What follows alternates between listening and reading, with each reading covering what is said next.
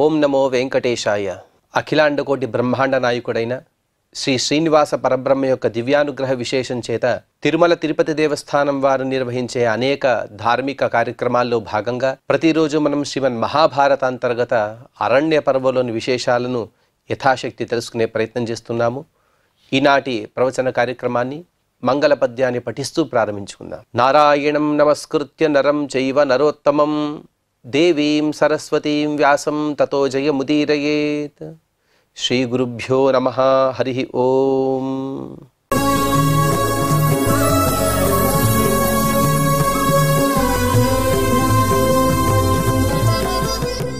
ఘోషయాత్ర పర్వ అనే అనుపర్వలో దుర్యోధన ప్రభృతులు చిత్రసేనుని ద్వారా యుద్ధంలో ఓడిపోయి చిత్రసేనుడు వీరినందరినీ కూడా కట్టగట్టుకుని పైలోకాలకు తీసుకువెళ్లే సందర్భంలో ఆ దుర్యోధని సైన్యం మొత్తం వెళ్ళి పాండవులని శరణు కోరినది.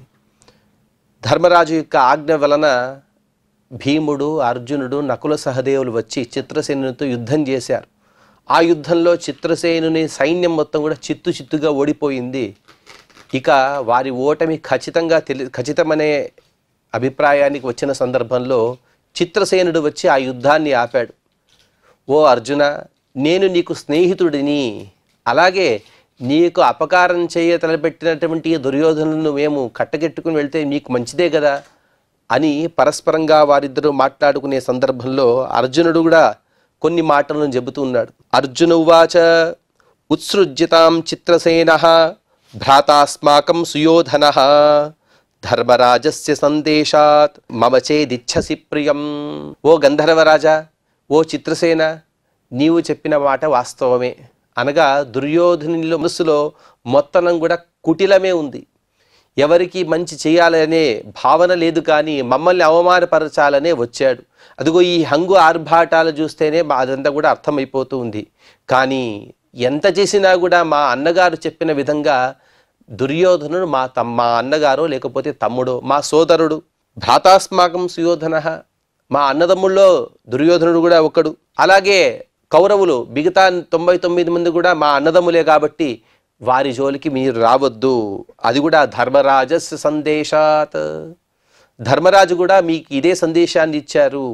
ఆ ధర్మరాజు గారి సందేశము అతని సందేశానికి అనుగుణంగా, అతనికి ఆజ్ఞకు అనుగుణంగా మేము యుద్ధం చేస్తున్నాం. అలాగే మమ చేదిచ్ఛసి ప్రియం, నాకు కూడా నీవు ప్రియాన్ని చేకూర్చాలనే ఆశ ఉంటే, నాకు కూడా ప్రియం కలిగించాలనే ఆశ ఉంటే వెంటనే దుర్యోధనుని వదిలివేయి అని అర్జునుడు చెప్పిన దానికి చిత్రసేనుడు ఈ విధంగా మాట్లాడుతున్నాడు. చిత్రసేన ఉవాచ పాపోయం నిత్య సంతుష్టః న విమోక్షణమర్హతి ప్రలబ్ధా ధర్మరాజస్య కృష్ణాయాశ్చ ధనంజయ. ఓ ధనంజయ, నీకొక విషయం చెబుతాను విను. వీడు అత్యంత పాపిష్ఠుడు, ఎప్పుడు కూడా నిత్య సంతుష్ట, తనకు దొరికిన పదార్థంతో సంతోషాన్ని పొందనివాడు, ఇంకొకరికి దగ్గర ఉండేటి సంపదలు చూసి అసూయ పడేవాడు. ఇతనిలో ఉండేటువంటి దుర్గుణాలను తదుపరి కూడా చెప్పబోతున్నారు. అటువంటి అనేక దుర్గుణ పూరితుడైనటువంటి వీణ్ణి విడమించమని చెబుతున్నావా? అందులో నీకు విషయం తెలుసా? మీ అన్నగారైనటువంటి ధర్మరాజు గారిని, అలాగే మహాసాధ్వీమణి జగన్మాత అయినటువంటి ఆ ద్రౌపదీదేవిని కూడా అవమానపరచాలనే ఉద్దేశంతో వీరొస్తున్నారు. ఇటువంటి వాడినా నీవు వెనకేసుకు వచ్చేది? వీడిని నీవు ఎందుకు సమర్థిస్తున్నావు? అనగా ఈ కాలంలో మనం సపోర్ట్ అని అంటుంటాం కదా, అది తగదు కదా. నేదం చికీర్షితం తస్య కుంతీ పుత్రో యుధిష్ఠిరః జానాతి ధర్మరాజో హి శ్రుత్వా కురు యథేచ్ఛసి. కుంతీనందనుడైన ధర్మరాజు వీడు తలబెట్టినటువంటి మాత్సర్యపూరితమైన నీచకర్మలు అన్నీ కూడా తెలియదు అతనికి కానీ మీకందరికి కానీ తెలియవు. మేమందరం కూడా పైలోకాల్లో ఉండే వారము, అలాగే మా అధిపతి అయినటువంటి దేవేంద్రుడికి అన్ని విషయాలు తెలుసు. అటువంటి నీచుడైన వీడు తలబెట్టినటువంటి నీచమైన కార్యాలక మీరు సమర్థించేది? అలాగే వీడి గురించి మొత్తం కూడా నీకు చెప్పేశాను. తర్వాత నీవేం చేయాలంటే దాన్ని నేను సమర్థిస్తాను, ఆ పనినే చేస్తాను అని చెప్పిన తర్వాత జరిగిన వృత్తాంతాన్ని వైశంపాయన మహర్షి గారు వివరిస్తూ, వైశంపాయనువాచ తే సర్వే ఏవ రాజానం అభిజగ్మురు యుధిష్ఠిరం అభిగమ్య చ తత్సర్వం శశంసస్తస్య చేష్టితం. పరస్పరంగా చిత్రసేనుడు అర్జునుడు మాట్లాడుకున్నాడు. అర్జునుడు విడిపించాలని, చిత్రసేనుడు దుష్టుడు, వీడిని సమర్థించకూడదు, వీడిని వదలకూడదని ఈ విధంగా పరస్పరంగా మాట్లాడుకుంటూ వీరందరూ కలిసి యుధిష్ఠిర మహారాజు గారి దగ్గరికి వెళ్ళారు. మొత్తం అందరూ కూడా ససైన్య సపరివారంతో సహా యుధిష్ఠిరుడి దగ్గరికి వెళ్ళి అక్కడ చిత్రసేనుడు పరస్పర కుశల సంప్రదాయాలన్నీ కూడా మాట్లాడుకున్న తర్వాత దుర్యోధను యొక్క దుర్వృత్తిని మొత్తాన్ని కూడా వివరించాడు. అజాతశత్రుస్తచ్చుత్వా గంధర్వస్య వచస్తదా మోక్షయామాస తాన్ సర్వాన్ గంధర్వాన్ ప్రశంసచ. అజాతశత్రు మహాగుణ సంపన్నుడైనటువంటి ఆ ధర్మరాజు గారు ఆ గంధర్వుని మాటలన్నీ కూడా నిదానంగా సావధానంగా విన్న తర్వాత తను దుర్యోధను విడిపించాడు. విడిపించిన తర్వాత గంధర్వులను తను ప్రశంసిస్తూ ఉన్నాడు. అంటే అతని అభీష్టం ఏమిటంటే మొట్టమొదటిగా దుర్యోధన ప్రభుతుల్ని చెర నుండి విడిపించడం. దాన్ని చేసివేశాడు. చేసి గంధర్వుల్ని ప్రశంసిస్తూ దిష్ట్యా భవద్భిర్బలిభిః శక్తై సర్వైర్నహింసితః దుర్వృత్తో ధార్తరాష్ట్రోయం సామాత్య జ్ఞాతి బాంధవః. ఓ చిత్రసేన గంధర్వ, దిష్ట్యా దైవవశాత్తు మీ యొక్క బలము, మీ శక్తి సామర్థ్యాలు ఎక్కడ, మానవులు అలాగే ఈ దుర్యోధన ప్రభుతులు ఎక్కడ, మీ ముందు వారు ఎంతమాత్రం కూడా నిలువలేరు. అటువంటి వీరందరూ కూడా యుద్ధం చేస్తున్నా కూడా దుర్యోధనుడు వధించబడలేదంటే ఇదంతా కూడా అదృష్టమే కారణము. ఇతని దైవం ఏదో బాగుంది, లేకపోతే వీరి తల్లి గారు, తండ్రి గారు, లేకపోతే ఇతను చేసినటువంటి ఏదైనా సత్కార్యాల యొక్క ఫలం వలనో వీడింకా బతికి ఉన్నాడు. అదంతా కూడా అదృష్టమే, దైవం యొక్క అనుగ్రహమే. కానీ దుర్యోధనుడి గురించి స్పష్టంగా చెబుతున్నాడు ధర్మరాజు గారు. దుర్వృత్తః, దుష్టమైన స్వభావం కలిగిన ధృతరాష్ట్ర కుమారుడైన ఇతను ఎప్పుడో మీ చేత చంపబడి ఉండాలి కదా.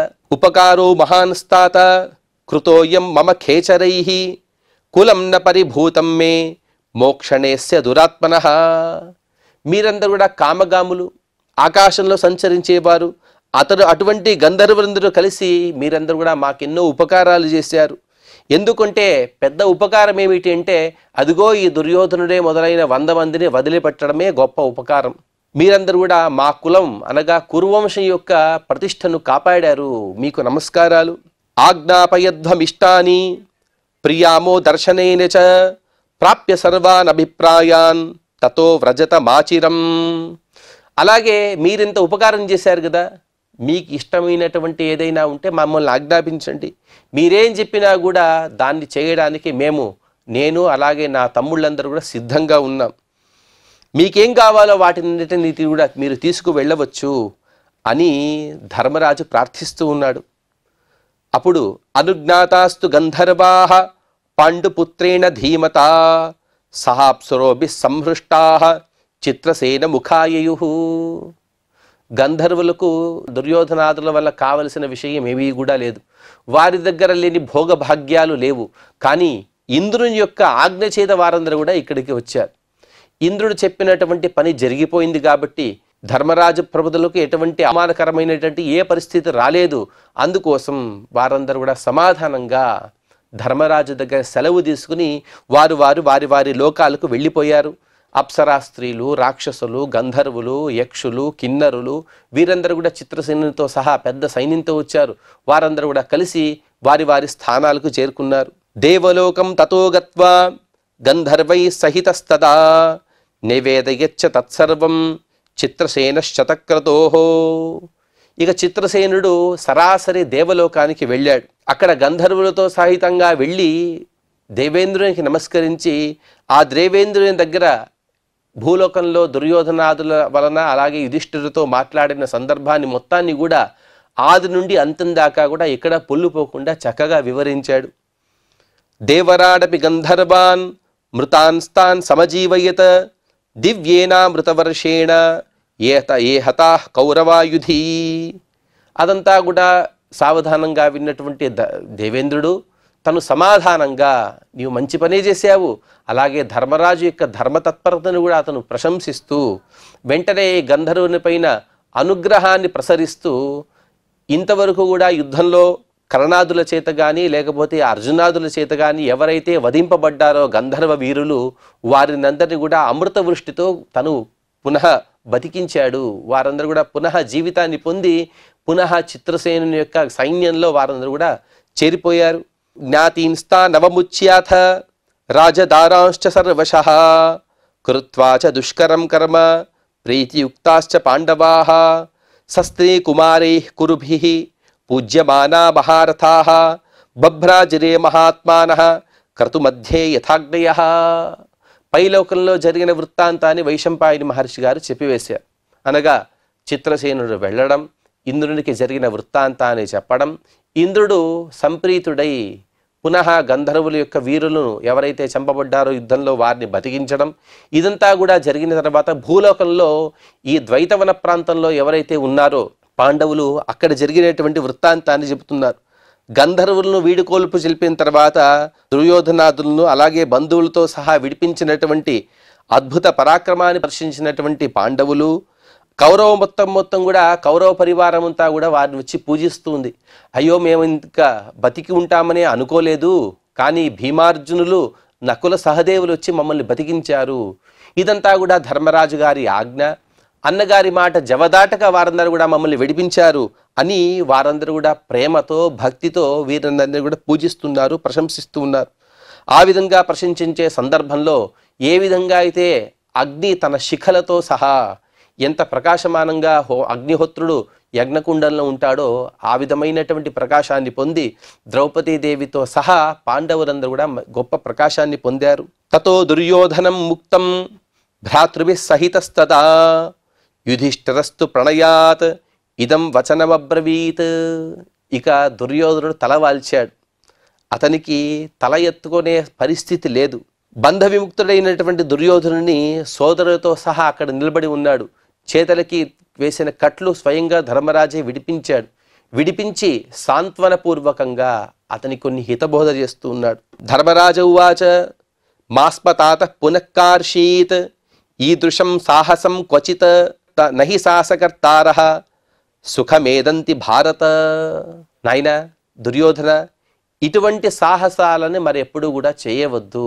ఇదంతా కూడా సరైనది కాదు. ఎవరైనా దుస్సాహసం చేస్తే వారు ఎప్పటికి కూడా సుఖాన్ని పొందలేరు. ఇదంతా కూడా చెవిటివాడి ముందు శంఖం ఊదినట్టే.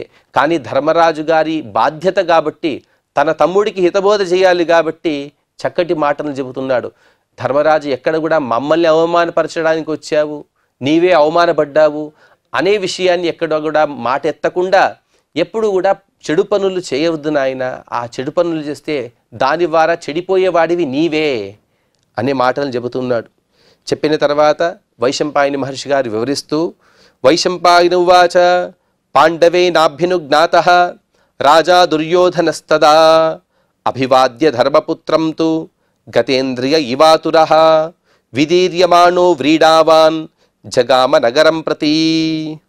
ఈ విధంగా ఓ జనమేజయ చక్రవర్తి, పాండు నందనుడైన ధర్మరాజు ఈ విధంగా తమల్ని చెర నుండి విడిపించిన తర్వాత ఆ ధర్మరాజు గారి అనుజ్ఞను పొంది దుర్యోధనుడు ధర్మరాజు గారికి నమస్కరించి తన నగరం వైపు బయలుదేరాడు.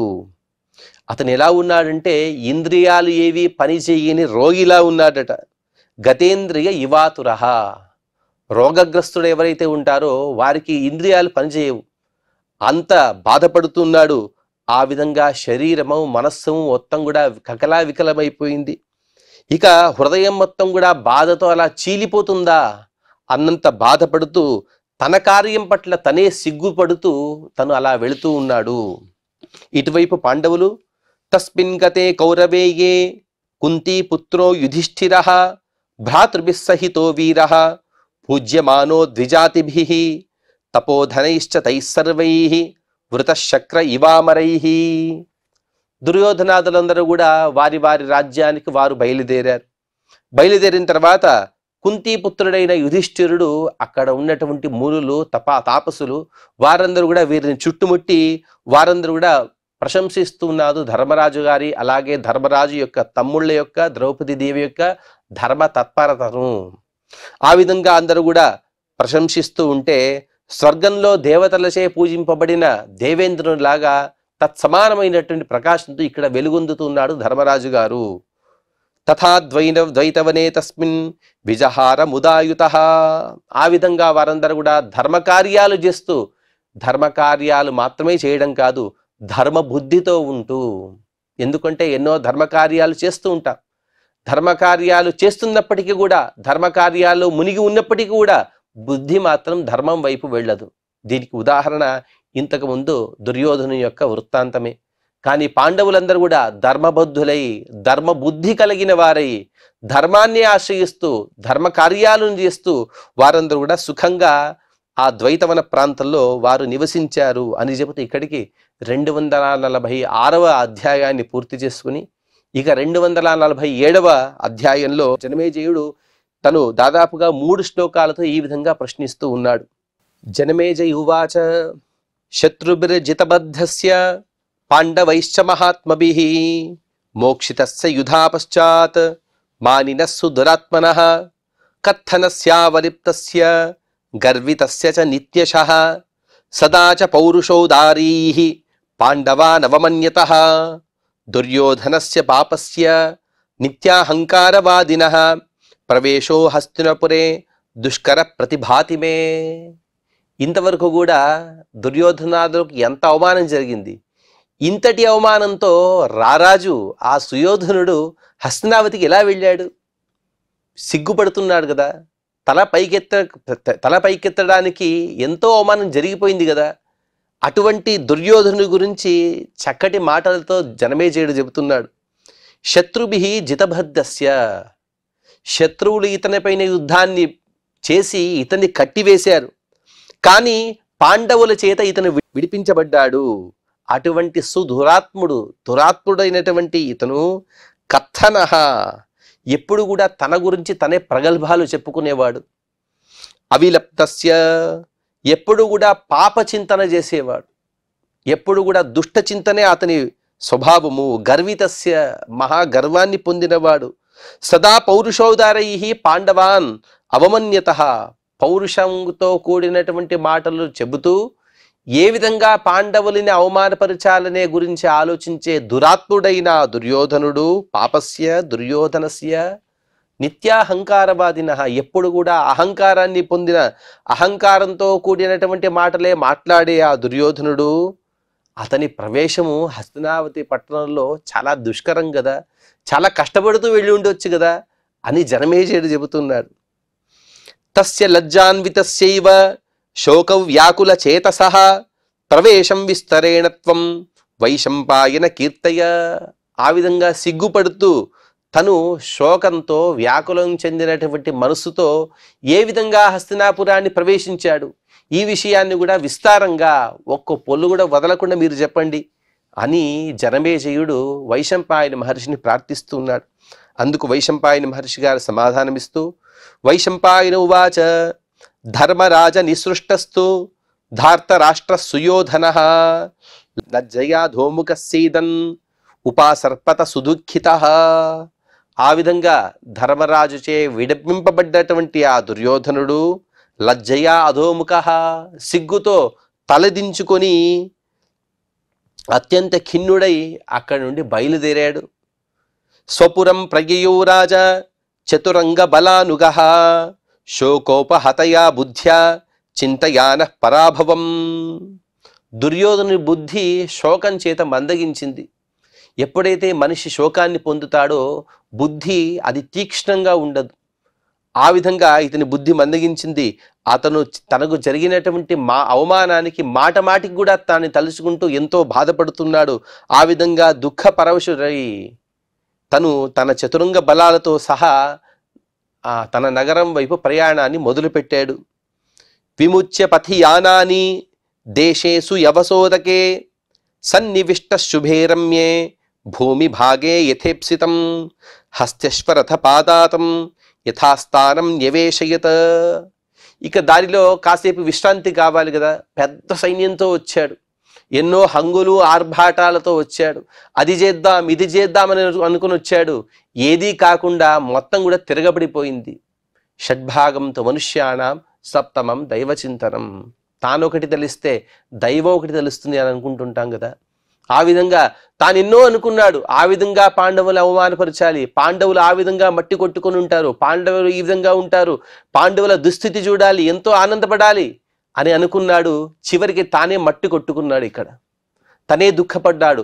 తను మాత్రం కాదు, తన యొక్క పాపబుద్ధి చేత తన తమ్ముళ్ళు కర్ణుడు, శకుని, అలాగే ఏ పాపం తెలియని తన స్త్రీలు, ఇంకా పరంపరగా వీరికి సహాయం చేసినటువంటి సైన్యం మొత్తం కూడా ఎన్నో దుఃఖాలను అనుభవించవలసి వచ్చింది. ఆ విధంగా అటువంటి పెద్ద సైన్యంతో వచ్చాడు. ఆ సైన్యానికి కాస్త విశ్రాంతి కావాలి కాబట్టి దారిలో పశువులకు పచ్చిక, అలాగే మంచినీటి వ్యవస్థ కలిగినటువంటి ఒక రమణీయ ప్రదేశంలో తను విశ్రాంతి కోసం గుడారాలు ఏర్పాటు చేసి అతని ఆజ్ఞానుసారం చతురంగ బలాలన్నీ కూడా అక్కడ విశ్రాంతిని తీసుకుంటున్నాయి. అథోపవిష్టం రాజానం పర్యంకే జ్వలన ప్రభే ఉపప్లుతం యథాసోమం రాహుణ రాత్రి సంశయే. ఎంతో చక్కటి వర్ణన వ్యాసుల వారిది. వ్యాసుల వారు చెబుతున్నారు, ఆ దుర్యోధనుడు అగ్నికీల సమప్రభమైనటువంటి శయ్యపై కూర్చున్నాడు. అదంతా కూడా ఎలా కనబడుతుందంటే, రాత్రి చివరి భాగంలో రాహుగ్రహణ సమయంలో కాంతిహీనుడైనటువంటి చంద్రుడిలాగా దుర్యోధనుడు కనబడుతున్నాడు. గ్రహణంలో పట్టి పీడింపబడిన చంద్రుడు ఏ విధంగా అయితే కాంతిని పోగొట్టుకుని ఉంటాడో, కాంతి విహీనుడుగా ఉంటాడో, దుర్యోధనుడు అలా ఉన్నాడు. దుర్యోధను ముఖం పైన కాంతి లేదు. వెళ్ళేటప్పుడు ఎంతో తను హుషారుగా బయలుదేరాడు. కానీ ఇప్పుడు తన వ్యవస్థ మొత్తం, తన సంకల్పం మొత్తం కూడా అది తిరగబడింది కాబట్టి తను ఎంతో బాధపడుతూ అలా ప్రయాణిస్తూ నిస్తేజంగా కూర్చొని ఉన్నాడు. ఉపాగమ్య బ్రవీత్కర్ణో దుర్యోధనమిదం వచః దిష్ట్యా జీవసి గాంధారే దిష్ట్యా న సంగమ పునః దిష్ట్యా త్వయా జితాశ్చైవ గంధర్వాః కామరూపిణః. వెంటనే అక్కడి కర్ణుడు వచ్చాడు. కర్ణుడు పరిగెత్తుకుంటూ వచ్చి ఆ దుర్యోధను సమీపించి మాట్లాడుతున్నాడు. ఓ గాంధారి నందన, ఓ దుర్యోధన, ఓ రాజరాజా, ఎంతో అదృష్టం ఉంటే గాని ఆ కామరూపులైనటువంటి చిత్రసేన ప్రభుతులైన గంధర్వుల చేత మనం ఇలా బతికి ఉండలేము. అదంతా కూడా మన అదృష్టమే. అదృష్టం వల్లనే నీవు బయటపడ్డావు. అదృష్టం వల్లనే నీవు నేను మరొకసారి ఇలా కలుసుకుంటూ ఉన్నాము. అదృష్టం వల్లనే నీవు ఆ గంధర్వుల పైన యుద్ధంలో జయాన్ని పొందావు అని అంటే జరిగిన వృత్తాంతం మొత్తం కూడా కర్ణునికి తెలియదు. ఏ కర్ణుని యొక్క బాహుబలాన్ని ఆశ్రయించి తను అక్కడికి వెళ్ళాడో ఆ కర్ణుడే మధ్యలోనే యుద్ధాన్ని ఆపి తను పారిపోయాడు. అటువంటి కర్ణుడు ఏమనుకున్నాడంటే, యుద్ధంలో దుర్యోధనుడు గెలిచి ఇలా వస్తున్నాడని అనుకుంటున్నాడు. అందుకోసమే అదృష్టము అనగా నీ శక్తి సామర్థ్యాలు కాదు కానీ అదృష్టమే కారణము. ఆ అదృష్టం వలన మాత్రమే నీవు ఈ యుద్ధంలో జయాన్ని పొందావు. దిష్ట్యా సమగ్రాన్ పశ్యామి భ్రాతృంస్తే కురునందన విజిగీషూన్ రణేయుక్తాన్ నిర్జితారీన్ మహారథాన్. ఆ అదృష్టం వలనే నిన్ను, నీ తమ్ముళ్ళని నేను చూస్తున్నాను.